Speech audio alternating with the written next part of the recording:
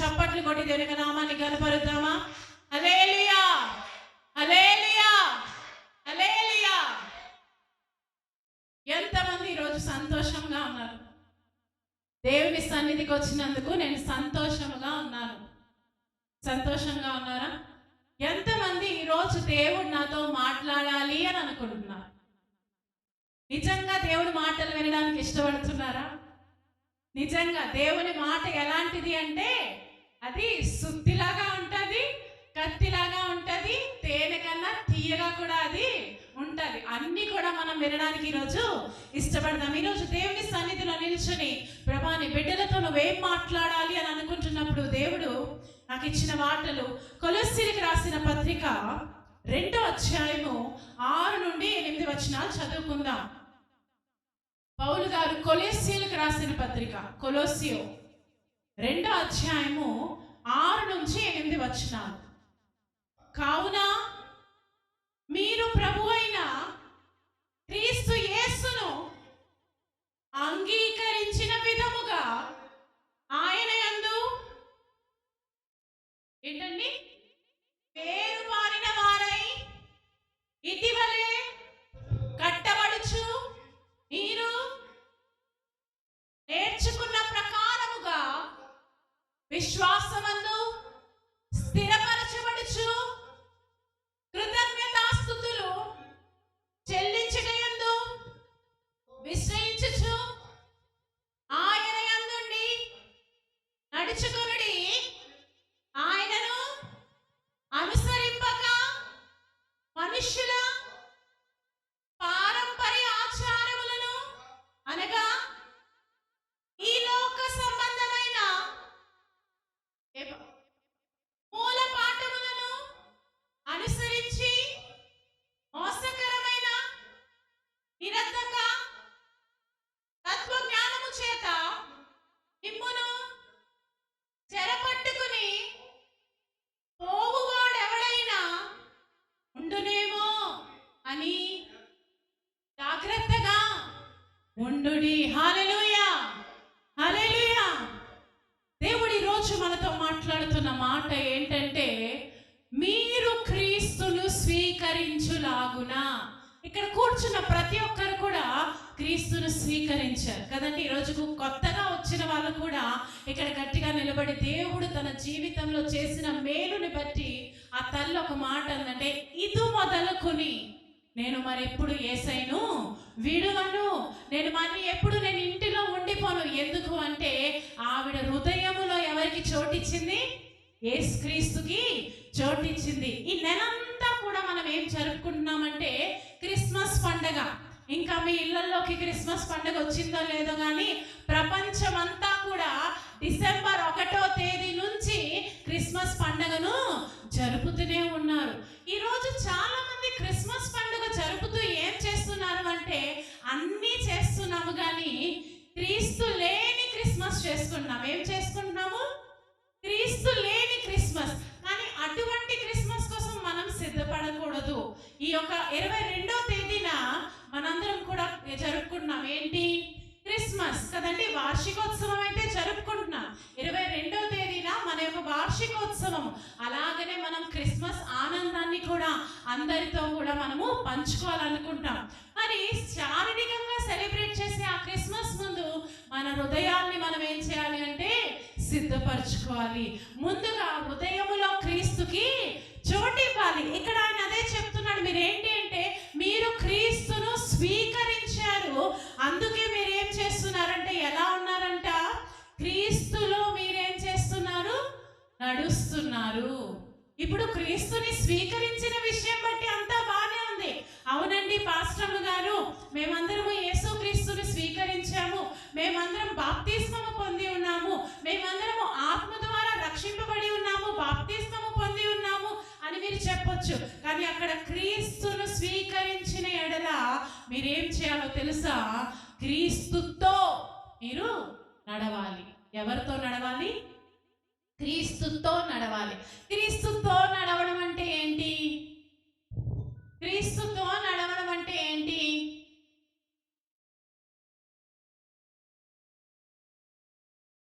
అది మీ యొక్క వర్క్ క్రీస్తుతో నడవడము అంటే క్రీస్తుని పోలి నడవడము. ఒక వ్యక్తితో నువ్వు నడవాలి అంటే నీకు ఒక స్టాండర్డ్ కావాలి కదా. ఇప్పుడు నేను వెళ్ళి జగన్మోహన్ రెడ్డి గారి పక్కన నిల్చొని నడిచేస్తాను అంటే అవుతుందా? అవ్వదు. ఒక స్టేటస్, ఒక స్టాండర్డ్ మనకి కావాలి. అలాగే పరిశుద్ధమైన యేసు క్రీస్తుతో నువ్వు నడవాలి అని అంటే నువ్వు కూడా కొన్ని అర్హతలు పొందుకోవాలి. ఆయనతో నడవాలి అంటే ఇందాక మనం మాట్లాడుకున్నట్టు మొట్టమొదటిగా నీలో ఏముండాలో తెలుసా? పరిశుద్ధత. పరిశుద్ధత అంటే నేను పై వస్త్రము గురించి నేను మాట్లాడట్లేదు, ఎందుకంటే క్రీస్తు కూడా ఎప్పుడు కూడా పై విషయాల గురించి ఆయన మాట్లాడలేదు. ఒక దగ్గర సంఘటన జరిగినప్పుడు ఏం జరుగుతుందంటే ఒకరు వచ్చి అడుగుతారు, ఏంటండి మీ శిష్యులు చేతులు కడుక్కోకుండా భోజనం చేసేస్తారేంటండి? మన ఆచారం ప్రకారం చేతులు కడుక్కొని కదండి భోజనం చేయాలి, చేతులు కడుక్కోకుండా భోజనం చేస్తున్నారు ఏంటంటే యేసు ప్రభు ఏమన్నారో తెలుసా? నీ చేతితో లోపలికి వెళ్ళేది నిన్ను అశుద్ధము చేయదు. నిన్నేం అశుద్ధం చేస్తుందంటే నీ హృదయము నుంచి వచ్చే విషయాలు. నీ హృదయంలో ఉన్నది నీ నోటిలో వస్తుంది, నీ నోటిలో ఉన్నది నోటి నుంచి బయటికి వస్తుంది, అవి నిన్ను అశుద్ధము చేస్తున్నాయి.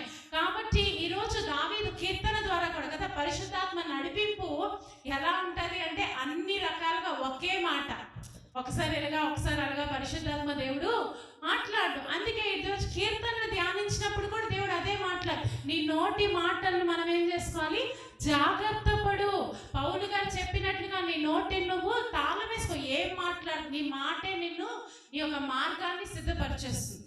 ఒక దగ్గర ఏం రాసింది యాకోబు పత్రికలో అంటే నీ నాలుక పడవకి ఇది ఉంటుంది కదా, ఏమంటారు దాన్ని? అత్తావా తెడ్డి అంటారు, ఏదో తెలుగులో ఆ వర్డ్ ఉంటారు. మీ అందరికీ ఆ మాట అర్థమైంది కదా. పడవలో కూర్చొని మనందరం ఇలా ఇలా తిప్పితేనే కానీ ఆ పడవ, ఇప్పుడు నువ్వు ఎటువైపు తిప్పుతావో ఆ పడవ అటువైపే వెళ్తారు. పడవ వెళ్ళాలి అంటే నువ్వు ఇలా తిప్పాలి. అదే నీ నాలుక. నీ జీవితం వెళ్ళే మార్గము దేని ద్వారా ఉంటుందంటే నీ నోటి మాట ద్వారా. నువ్వు ఏది పలుకుతావో అదే నీ జీవితంలో జరుగుతూ ఉంటుంది. నువ్వు ఏది విత్తుతావో దాని యొక్క ప్రతిఫలాన్ని ఖచ్చితంగా మనం దాన్ని కోస్తాం. సో ఇక్కడ ఆయన ఏమంటున్నాడు? మనము దేవునితో నడవాలి అంటే దేవుని యొక్క గుణాలు మనలో ఉండాలి. ఇప్పుడు చెప్పాను కదా ఇందాక, ఒక వ్యక్తితో నడవాలి అంటే నాకు పాలిటిక్స్ తెలియాలి, రాజకీయం తెలియకుండా రాజకీయ నాయకులతో నడలేను. అలాగే పరిశుద్ధత లేకుండా, యథార్థత లేకుండా, కొన్ని దినాల క్రిందట మనం యథార్థత అంటే ఏంటి నేర్చుకున్నాం. యథార్థత అంటే ఏంటి? అవునంటే అవును, కాదంటే కాదు. అవునని కాదని ఇలాగని అలాగని అంటే యథార్థత అది అవ్వదు. సో మన జీవితాల్లో మనం దేవుని నమ్ముకున్నాం కాబట్టి, క్రీస్తు ద్వారా మనం జన్మించాం కాబట్టి, క్రీస్తులో జన్మించడము నూతన జన్మ అంటే ఏంటంటే ఆ రోజు నుంచి నువ్వు ఎవరి ద్వారా దత్తత పొందుకున్నావు అంటే యేసుక్రీస్తు ద్వారా నువ్వు దత్తత పొందుకున్నావు. ఆయన రక్తములో ప్రతి మొదటి ఆదివారం మనం ఆయన రక్తములో పూజిస్తున్నాం కదా, పాలుభాగస్తులు అవుతున్నాం. అంటే ఆయన రక్తము నీ శరీరంలో ప్రవహిస్తుంది అని నువ్వు జ్ఞాపకం చేసుకోవాలి. అలాంటప్పుడు ఎవరి బుద్ధులు రావాలి? ఆయన బుద్ధులు రావాలి. ఆయన బుద్ధులు ఎలాంటివో మనకు తెలుసు కదా. ఇప్పుడు అదంతా చదివాను అంటే ఇంకో 2 గంటలు ఆయనకున్న అలవాట్ల గురించే నేను చెప్పాలి. ఆయనకున్న మీకు తెలుసు, ఆయన నోటి మాట, ఆయన నడిచే విధానము, ఆయన చేసే పని, ఆయనకు కొన్ని అలవాట్లు ఉన్నాయి. ఆ యొక్క ఇస్కరియోతి అనే యోధ ఆ రోజు పట్టబడిన రాత్రి ఏ రోజైతే యేసుక్రీస్తుని అమ్మబోతున్నాడో అక్కడ ఒక మాట రాసుంది, ఆయనకు అలవాటు చొప్పున బీదలకు ఇవ్వడానికి వెళ్ళాడేమో అని చెప్పి మిగతా శిష్యులు అనుకున్నారంట. ఎందుకంటే యేసు ప్రభుకున్న అలవాటు ఏంటి? ప్రతిరోజు బీదలకు కొంత సహాయము చేయడం ఆయనకు అలవాటు. ఆయన అలవాటు చొప్పున కొండ మీదకి వెళ్ళి తండ్రితో ప్రార్థన చేశాడు. కొండ మీద ఉన్న అనుభవం గురించి కూడా మనం చాలాసార్లు మాట్లాడు. కొండ మీద ఉన్న అనుభవం అంటే దేవునితో నువ్వు మాట్లాడే అనుభవము. సో ఇలాంటి విషయాలు ఆయనకి చాలా అలవాట్లు ఉన్నాయి. అలాంటి అలవాట్ల గురించి దేవుడు అనుమతిస్తే మనం తర్వాత దాని గురించి తెలుసుకుందాం. ఇలాంటి అలవాట్లు మనలో ఉండి దాని తర్వాత ఏం చెప్తున్నారో తెలుసా? మీరు ఎలా ఉండాలంటే ఒకసారి చదవండి ఆ మాట మళ్ళీ ఒకసారి. వేరుపారిన వారై ఉండాలి. వేరుపారిన వారు అంటే వేళ్ళు, రూట్స్ ఉంటాయి కదా. ఇప్పుడు మొక్కలు చెట్లకి ఏముంటాయి? వేర్లు ఉంటాయి. మనం దేని యందు వేర్లు పారాలంట? క్రీస్తు యందు నాటబడాలి. ఒక దగ్గర యేసు ప్రభు వారు అంటారు ఏంటి అంటే, ఒకడు తండ్రి ద్వారా నాటబడకపోతే వాడు నా రాజ్యములో ఉండలేడు. ఎందుకంటే తండ్రి ద్వారా నాటబడితే ఏం చేస్తుందంటే వేర్లు పారుతుంది. ఏదో గడ్డ ఉందనుకోండి, ఈజీగా పీకియొచ్చు. గడ్డ ఉంది, ఈజీగా తీయొచ్చు. అలాగే ఒక పెద్ద మర్రి చెట్టు ఉందనుకోండి, ఇలా పీకేస్తామా? తీలేం కదా. దానికి ఏం కావాలి? నీకు బలం కావాలి. ఎందుకంటే అది భూమిలో దాని వేర్లు వెళ్ళిపోయి ఉన్నాయి. ఈరోజు మనకు సక్సెస్ కావాలన్నా కూడా మనం ఏం కావాలి అంటే వేర్లు పారుండాలి. ఒకసారి మనం చదువుకుందామా? కీర్తనలు 1వ అధ్యాయం ఒకసారి చదువుదామా? ఆయన ఎక్కడ నాటబడి ఉన్నాడంట? ఆయన ఏరు ఆ యొక్క నీటిలో నాటబడి ఉంది కాబట్టి ఆకువాడక తన కాలమందు ఫలించు చెట్టు వలె నుండును. అతడు చేయునదంతయు సఫలమగును. ఈరోజు చాలా మందికి ప్రశ్నలు ఉంటాయి. ఏంటి అంటే, నేను చేస్తుంటే సక్సెస్ అవ్వట్లేదేంటి? నేను ఈ పని చేస్తుంటే నాకు అందులో విజయం రావట్లేదేంటి? నేను ఈ పని చేస్తుంటే నాకు అందులో లాభం కలగట్లేదేంటి? ఎందుకు అంటే దేవునికి వాక్యం ఇక్కడ రాయబడింది. ఏ చెట్టు అయితే వేర్లు నాటబడి ఉంటాయో, ఏ చెట్టు అయితే వేర్లు నాటబడి ఉంటుందో అది ఖచ్చితంగా ఫలిస్తుంది. అక్కడున్న ఇంకో అద్భుతమైన మాట ఏంటో తెలుసా? అది తన కాలమందు ఫలిస్తుందట. ఎవరి కాలమందు? తన కాలమందు. ఈరోజు చాలాసార్లు మనం ఏం చేస్తామంటే అన్నిటికీ ఒకే స్టాండర్డ్ పెట్టేస్తాం. అన్నిటికీ ఒకే స్టాండర్డ్ ఏంటంటే, ఇది ఈ వారంలో వచ్చేసింది, ఈ పక్కనున్న చెట్టు కూడా వారంలోనే మొలిచేయాలి, ఈ చెట్టు కూడా వారంలోనే మొలిచేయాలి. అలా జరుగుతుందా ఎప్పుడైనా? మామిడి చెట్టు పళ్ళు ఇవ్వడానికి ఎంత టైం పడుతుంది? సంవత్సరం పడుతుంది. అలాగే ఇప్పుడు గులాబీ మొక్క రావడానికి ఎంతసేపు పడుతుంది? అదే 4 రోజుల్లో అయిపోతుంది. గులాబీ మొక్క వచ్చింది చక్కగా 4 రోజుల్లోనా? ఈ మామిడి చెట్టు మంచి మామిడి చెట్టు కాదు, దీనిలో బీజం లేదు, దీనికి ఫలం లేదు, ఇది పనికి మాలింది అన్నాం అనుకో, ఎవడు పిచ్చోడు? మనమే పిచ్చోళ్ళము. సింహము పిల్లకి పంది పిల్లకి తేడా ఉందా లేదా? నువ్వు పంది పిల్లని విన్నట్టు ఇప్పుడు పంది పిల్ల ఇంతుందమ్మా, సింహం పిల్ల వినట్లేదు, టైం పడుతుందంటే టైం పడుతుంది, టైము పడుతుంది. కానీ మనం ఏం చేయాలి? వేర్లు నాటబడాలి. నాటబడకపోతే మనము ఫలించలేము. నాటబడకపోతే మనం దేవుని యందు ఫలించలేము. ఇక్కడ ఒక మాట ఫలించడం గురించి ఇంకో మాట చదువు. మార్కు సువార్త అనుకుంటా, ఒకసారి తీద్దామా? మార్కు సువార్త 4వ అధ్యాయము ఒకసారి చదువుదాం. ఆ మాటలు చదువుదాం. 3 నుంచి 8 వరకు చదువుదాం. వినుడి. ఇదిగో విత్తువాడు విత్తుటకు బయలు వెళ్ళెను. వాడు విత్తుచుండగా కొన్ని విత్తనములు త్రోవ పక్కన పడెను. పక్షులు వచ్చి వాటిని మింగివేసిరి. కొన్ని మన్ను లేని రాతి నేలను పడెను. అక్కడ మన్ను లోతుగా ఉండనందున అవి వెంటనే మొలిచెను. గాని సూర్యుడు ఉదయింపగానే అది మాడి వేరు లేనందున పోయెను. కొన్ని ముండ్ల పొదల్లో పడెను. ముండ్ల పొదలో ఎదిగి వాటిని అణిచివేసెను గనుక అది ఫలింపలేదు. కొన్ని మంచి నేలను పడెను. అది మొలచి పెరిగి వైరై 30 దంతులుగాను 60 దంతులుగాను 100 అంతులుగాను ఫలించెను. హల్లెలూయా కదా. ఈ మాటలు మనం చాలాసార్లు చదువుకుంటాం కదా. ఈరోజు వేరు పారాలి, మనము వేర్లు నాటబడాలి. దేంట్లో నాటబడాలి? క్రీస్తులో నాటబడాలి. మన క్రీస్తుకి ఎన్నో పేర్లు ఉన్నాయి కదండి. గొప్ప దేవుడు, సృష్టికర్త, మనకి ఇమ్మానుయేలు, రక్షణకర్త, యేసు ప్రభు, ఇలాంటి బోల్డ్ పేర్లు ఉన్నాయి.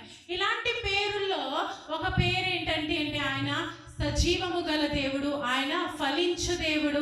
ఇలాంటి గొప్ప పేర్లు మనము చదువుతూ ఉంటాం. అయితే ఇక్కడ మనం చదువుతున్నప్పుడు ఇక్కడ మనం ఒక విత్తనాన్ని చూస్తున్నాం. ఏంటి అంటే అది వాక్యపు విత్తనము. యోహాను సువార్త 1వ అధ్యాయం 1వ వచనంలో ఏమి రాయబడి ఉందంటే, వాక్యము శరీరధారి అయి మన మధ్యలోకి వచ్చింది. అంటే ఈ వాక్యం ఎవరు? యేసుక్రీస్తు. అంటే నువ్వు యేసుక్రీస్తులో నాటబడాలి అంటే దేంట్లో నాటబడాలి? వాక్యములో నువ్వు నాటబడాలి. వాక్యములో నాటబడాలి అంటే అక్కడ మాటలు రాస్తున్నాయి, విత్తనాలు విత్తేవాడు విత్తుతూ ఉన్నాడంట. అంటే వాక్యము చెప్పేవాడు వాక్యము చెబుతూ ఉన్నాడంట. కానీ అక్కడ 4 రకాలైన నేలను మనం చూసాం. 4 రకాలైన నేలలు, భూమి, నేల, అంతే. ఈ 4 నేలలు ఎలాంటివి అంటే మన హృదయానికి సాదృశ్యం. ఈ 4 నేలలు కొంత ముందు నేల ఏముందండి? రోడ్డు పక్కనున్న నేల. ముందు నేల రోడ్డు పక్కనున్న నేల. ఇక్కడ ఏం జరిగింది? విత్తనాలు విత్తబడ్డాయి, కానీ వెంటనే ఏం జరిగిందో తెలుసా? ఒక పక్షి వచ్చి ఆ విత్తనాల్ని తినేసి వెళ్ళిపోయింది. ఇది ఎలాంటి హృదయమో తెలుసా? మనం మందిరానికి వస్తాము, దేవుడు మనతో వాక్యము ద్వారా మాట్లాడతాడు, కానీ మీ హృదయం మీరేం చేసుకోలేదు, రెడీగా రాలేదు, పదులు చేసుకోలేదు. విత్తనం విత్తాలి అంటే ముందు ఏమనాలి? దున్నబడాలి. దున్నలేని పొలంలో ఎవడైనా విత్తనాలు వేసాడు అనుకో, అది అవుతుందా? ఫలిస్తుందా? సో దున్నబడకుండా రోడ్డు మీద, హైవే మీద విత్తనాలు పడ్డాయి. ఆ విత్తనాలు ఏం చేశాయంటే పక్షులు వచ్చి తీసుకెళ్ళిపోయాయి. అంటే కొన్నిసార్లు మనం వాక్యం వింటాం, విని బలం పొందుతాం, కానీ ఈ గేటు దాటిన వెంటనే అపవాది వచ్చి టక్కని వాక్యం లాక్కొని వెళ్ళిపోతాడు. ఎందుకంటే అపవాది దేనికి వస్తాడో తెలుసా? దొంగతనం చేయడానికి, నిన్ను నాశనం చేయడానికి, నిన్ను చంపడానికి. To kill, to destroy and to steal. నిన్ను నాశనం చేయడానికి, నిన్ను చంపడానికి, నీ దగ్గర నుంచి దొంగలాడడానికి. సో ఏమవుతుంది? నువ్వు వాక్యం వింటున్నావు, కానీ వేర్లు లేవు కాబట్టి, వేర్లు వెళ్ళడానికి అక్కడ మట్టి లేదు కాబట్టి ఏం జరిగింది తెలుసా? అపవాదం ఏం చేసింది? ఆ వాక్యాన్ని నీ హృదయం నుంచి తీసివేసింది. మీరు చాలాసార్లు అడుగుతారు కదా, గీత వాక్యం వింటున్నాము కానీ మర్చిపోతున్నాము. ఏం జరుగుతుందంటే మీ హృదయం నుంచి దొంగతనము జరుగుతుంది. మీరు ఇంట్లో బీరువాలకి తాళాలు వేశారు, కానీ మీ హృదయంలో ఈ గుండెకి మీరు తాళాలు వేయలేదు. ఈ గుండెకి మీరు తాళం వేస్తే అపవాది వచ్చి తాళం చూసి పారిపోయాను, కానీ మీరు తాళం వేయలేదు కాబట్టి మీరు ఈ గేట్ దాటిన వెంటనే ఆ వాక్యం అనేది మీరు మర్చిపోతున్నారు. రెండో విషయం మనం చూస్తున్నాం. రెండో నేల ఎలాంటి నేల? ఏంటండి? రాతి నేల. రాతి నేల ఎలాంటిదంటే, కొంతమంది దేవుని సన్నిధికి వస్తామే కానీ గుండెని రాయి చేసుకుంటాం. రాయి మీద నువ్వు ఎన్ని కొట్టు, అది లోపలికి వెళ్తాదా? వెళ్ళదు. నువ్వు ఎక్కడ కూర్చొని వాక్యం వింటున్నావు, కానీ నీ గుండె ఏమైపోయింది? రాయి అయిపోయింది. కాబట్టి ఆ వాక్యం నీ లోపలికి వెళ్ళట్లేదు, నువ్వు ప్లేస్ ఇవ్వట్లేదు. ఆ కఠినత్వం వలన ఆ వాక్యము నీ హృదయంలోకి ప్రవేశించట్లేదు. అందుకే ఏం జరుగుతుందంటే అది వెళ్తుంది, కానీ మట్టి లేనందున, వేర్లు పారక అదేం చేస్తుంది అంటే, సూర్యుడు ఉదయించిన వెంటనే ఏం జరిగిందండి? సూర్యుడు ఉదయించాడట. సూర్యుడు ఉదయించడం అంటే ఏంటి? కష్టం వచ్చింది, కష్టం కదా, ఎండ బాగా తగిలితే మజా వస్తుంది, తగలదు. కష్టం, ఆ కష్టం వచ్చిన వెంటనే ఏం చేసావు నువ్వు? వెంటనే వాక్యాన్ని మర్చిపోయావు. ప్రాబ్లం రాగానే వెంటనే నీ హృదయంలో నాటబడిన విత్తనము పోయింది. మూడవది చూస్తున్నాం, అది ఎలాంటి నేలండి? ముళ్ళ పొదల్లో పడింది. ఇది ఎలాంటిది అంటే, అక్కడ కొంచెం మట్టి ఉంది, కొంచెం భూమి బాగానే ఉంది, కానీ ఏముందంటే చుట్టుపక్కల ఏమున్నాయి? ముళ్ళున్నాయంట. ఈ వాక్యము అక్కడికి వెళ్ళగానే, ఈ ముళ్ళు దేనికి సాదృశ్యం అంటే మన జీవితాల్లో ఉన్న చింతలు, చీకులు అని ఉంటాయి కదా, యాంగ్జైటీ. అక్కడ అదే అధ్యాయంలో ఒకసారి చదువుదాం, 19వ వచనం, 18, 19 ఒకసారి చదువుదాం.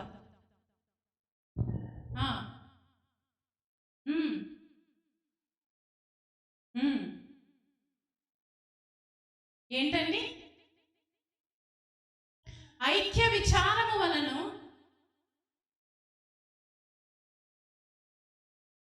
ధనమోసము వలను ఇతరమైన అపేక్షల వలనను లోపల చొచ్చి వాక్యమును ఏం చేస్తుందంట? అణచివేస్తుందంట.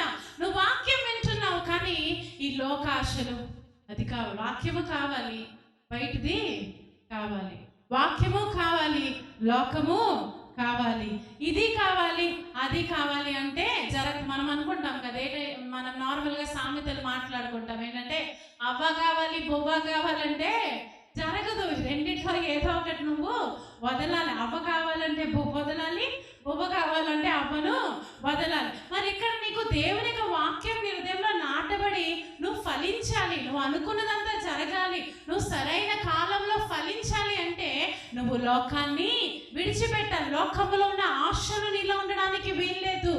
అలాగే ధనాపేక్ష అంటే ధనము వద్దు అని నేను అన్ను, ధనము అందరికీ కావాలి, ధనము లేకుండా ఏ పనిని మనము చేయలేం. కానీ అపేక్ష అంటే నీకు కావాల్సిన దానికన్నా ఎక్కువ, అత్యాశతో అడుగుతాం కదా, అది ప్రాబ్లం.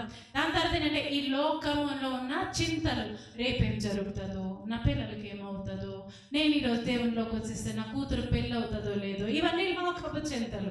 నాకు ఈ పని జరుగుతుందో లేదో, నా యొక్క చుట్టాల బంధువులు ఏమనుకుంటారు, నన్ను ఇంటికి పిలుస్తారో లేదో, ఫంక్షన్లకి ఇన్వైట్ చేస్తారు, ఈ చింతలన్నీ ఉంటాయి కదా. ఇవన్నీ ఏం చేస్తాయంటే నీలో ఉన్న ఆ వాక్యాన్ని ఏం చేస్తాయి, ముళ్ళలాగా అవి నిన్ను అణిచివేస్తాయి. అందుకే అది ఫలించదు. కానీ 4వ గుండె ఒకటి ఉంది, అక్కడ చూడండి, 4వ భూమి ఒకటి ఉంది. మంచి నేలలో అదేమవుతుంది అంటే అది మొలిచి పెరిగి వైరై పైరై 30దంతులుగాను 60దంతులుగాను 100అంతలుగాను ఫలిస్తుందంట. అంటే ఈ వాక్యము నీలో ఫలించాలంటే నీ హృదయము దున్నబడిన మంచి నేలగా మారాలి. ఈరోజు నీ హృదయ పరిస్థితి ఎలా ఉందో నాకు తెలీదు, కానీ దేవుడికి అది ఖచ్చితంగా తెలుసు. అది నువ్వు హైవే రోడ్ లాగా ఉంచుకున్నావో, లేకపోతే బండబారిన హృదయం ఉంచుకున్నావో, లేకపోతే ముళ్ళ పొదల మధ్యన ఉంచుకున్నావో కాదు, కానీ మంచి నేలగా కానీ నీ హృదయాన్ని నువ్వు ఉంచుకుంటే అప్పుడేమవుద్దట, అది ఫలించి అది పైరై నీకు 30దంతులు 60దంతులు 100 ఫలాన్ని నువ్వు అనుభవిస్తావు. ఇప్పుడు మీరు 100 ఫలాన్ని అనుభవించాలా అనుకుంటున్నారా లేదా? అనుభవించాలనుకుంటున్నారు కదా. మరి 100 ఫలాన్ని అనుభవించాలి అంటే మనం ఏం చేయాలో తెలుసా? ప్రతి ఆదివారము శుక్రవారం ఎప్పుడైతే దేవుని సన్నిధికి వస్తావో, లేదంటే ప్రతిరోజు నీ ఇంట్లో నువ్వు ప్రార్థన చేసుకున్న సమయంలో నువ్వు అడగాల్సింది ఏంటంటే, ప్రభువా నా హృదయమును పదును గల భూమిని చేయి, ప్రభువా నువ్వేం మాట్లాడుతున్నావో నాకు తెలియచేయి, నీ వాక్యము నా హృదయములో నాటబడి ఉండాలి. మనకి ఎలా ఉంటుందంటే లోకంలో ఉన్న థాట్స్ అన్నీ ఉండిపోయి, ఏదో పక్కింటోళ్ళతో పొరిగింటోళ్ళతో ఈ గొడవలన్నీ ఉండిపోయి, 1990లో మీ ఆయన అన్న మాట నీ హృదయంలో ఉండిపోయి, నీకు ఇప్పుడు వాక్యం మాత్రం నీ హృదయంలో లేదు. ఎందుకంటే స్పేస్ కావాలి కదా. ఇప్పుడు బీరువాలో ఏదో ఉంది, ఒకటి పెట్టాలి అంటే ఒకటి తీయాలి కదా. మరి లోకంలో ఉన్న చెత్త చెదారం తీసేసావనుకో, వాక్యము నీ హృదయంలో ఫలిస్తుంది. నువ్వు 100 ఫలించి దేవుని కొరకు నువ్వు జీవించగలవు. అదే కొలొస్సీల పత్రికలో దేవుడు మనతో మాట్లాడుచున్నాడు. ఆ మాటలు చదివి మనం ముగించుకుందాం. కొలొస్సీల పత్రిక మళ్ళీ ఒకసారి తీద్దాం. 2వ అధ్యాయము, కొలొస్సీల పత్రిక 2వ అధ్యాయము 6వ వచనం మరొకసారి చదువుదాం. అంగీకరించి విధముగా ఆయన యందు వేరుపారిన వారై ఇటీవలే కట్టబడుచున్నారు. మీరు నేర్చుకున్న వాటిని ఇప్పుడు మీరు ఏం చేస్తున్నారు? చర్చకు వచ్చి ఏం చేస్తున్నారు? మీరు నేర్చుకుంటున్నారు. దేవుని వాక్యం ఎలా వినాలి, ఎలా చదవాలి, ఎలా ఉండాలి అనే విషయాన్ని మీకు ఇక్కడ బోధింపబడుతుంది. మీరు నేర్చుకుంటున్నారు. ప్రకారముగా విశ్వాసమందు స్థిరపరచబడి కృతజ్ఞతలు చెల్లించుచు విస్తరించుచు ఆయన యందుండి నడుచుకొనుడి. ఎలా నడవాలట? విస్తరించుచు ఇలా ఉండాలి. విశ్వాసము ద్వారా మీరు కట్టబడాలి, దేవుని వాక్యము ద్వారా మీరు నడవబడాలి. అక్కడ ఇంకొక బోధించే వాటిని అందించేత మీరు ఏం చేయాలి? కృతజ్ఞతాస్తుతులు చెల్లించాలి. అయ్యా ఈరోజు నువ్వు నాతో మాట్లాడాలి. ఎవరైనా మాట్లాడినప్పుడు చిరాకు పడ్డామనుకోండి, మళ్ళీ ఆ వ్యక్తి మనతో మాట్లాడతారా? మాట్లాడినప్పుడు వింటున్నప్పుడు ఇంకా వినాలి అని ఉంటే 2-3 గంటలైనా దేవుడు నీతో మాట్లాడతాడు. ఈరోజు దేవుడు నాతో మాట్లాడట్లేదు అంటే నువ్వు వినడానికి ఇష్టపడట్లేదేమో. ఒక్కసారి నీ హృదయాన్ని అక్కడ విప్పి ప్రభువా నాతో మాట్లాడు అని చెప్పు.